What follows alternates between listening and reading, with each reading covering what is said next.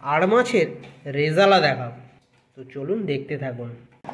এখানে সব মশলা আমরা নিয়ে নিয়েছি, চিনি, তেজপাতা, শুকনো লঙ্কা, গরম মশলা, এটা হচ্ছে গোলমরিচ গুঁড়ো, আদা বাটা, আদা, রসুন, পেঁয়াজ, লঙ্কা, পোস্ত, দই, এটা কাজু বাটা।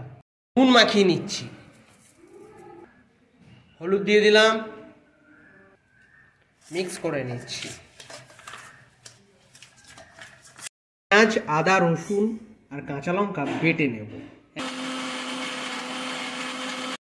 দেখুন মশলাটা ভালো মতন আমরা মিক্সিতে বেটে নিয়েছি। মাছগুলো ভেজে নিচ্ছি। উল্টিয়ে নেব এক পিঠ ভাজা হয়ে গেলে।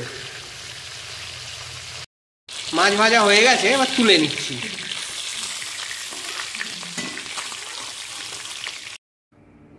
গরম মশলা দিয়ে দিচ্ছি, শুকনো লঙ্কা দিয়ে দিলাম, তেজপাতা দিয়ে দিলাম। এবার যে বেটেছিলাম যেটা, সেটা দিয়ে দিলাম। ভালো করে কষে নেব।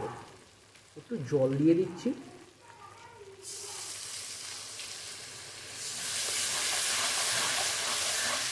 গ্যাসটা এই সময় কমিয়ে দেবেন, নইলে মশলাটা বসে যাবে নিচে। মশলাটা কষা হয়ে গেছে, এবারে কাজু বাটাটা দিয়ে দিচ্ছি। ভালো করে কাজুটা মিক্স করে নেব গ্যাসটা কমিয়ে, নইলে কিন্তু নিচে বসে যাবে মশলাটা। এভাবে আস্তে আস্তে কষতে হবে।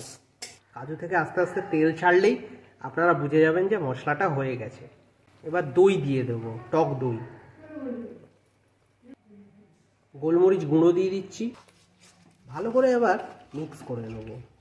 এবার ভালো করে মশলাটা কষে নেব। চিনি দিয়ে দিচ্ছি একটু। চিনিটা স্বাদ মতন দেবেন। কেউ যদি বেশি চিনি খেতে পছন্দ করেন তাহলে বেশি দেবেন। এবার আস্তে আস্তে আমরা মশলাটা কষে নেব। মশলাটা কিন্তু এরকম সাদাই হবে, যেহেতু রেজালা তো তাই। মশলাটা আমাদের হয়ে গেছে, দেখুন তেল ছেড়ে দিয়েছে কাজু থেকে। মশলা হয়ে গেছে, এবার মাছ ভাজাগুলো আস্তে আস্তে দিয়ে দেবো। দেওয়ার পর গ্যাসটাকে কমিয়ে দেবো, দিয়ে ভালো করে নেড়ে দেবো। 15 মিনিট এরকম হালকা সিমে রাখলেই আমাদের রেজালা তৈরি হয়ে যাবে। রোস্টেড পোস্ত আপনারা চাইলে শুকনো খোলায়ও ভেজে নিতে পারেন, তাহলে হবে। এর মধ্যে পোস্ত যদি আপনারা এই রোস্টেড পোস্ত দেন, তাহলে কিন্তু টেস্টটা অনেক বেড়ে যায়। রোস্টেড পোস্ত দিয়ে দিলাম, হয়ে গেছে। এবার গ্যাসটা বন্ধ করে দিলাম। এবার একটু ঘি দিয়ে দেবো, দেশি গাওয়া ঘি দিয়ে দিলাম। ব্যাস, একদম আড় মাছের রেজালা আমাদের তৈরি হয়ে গেছে।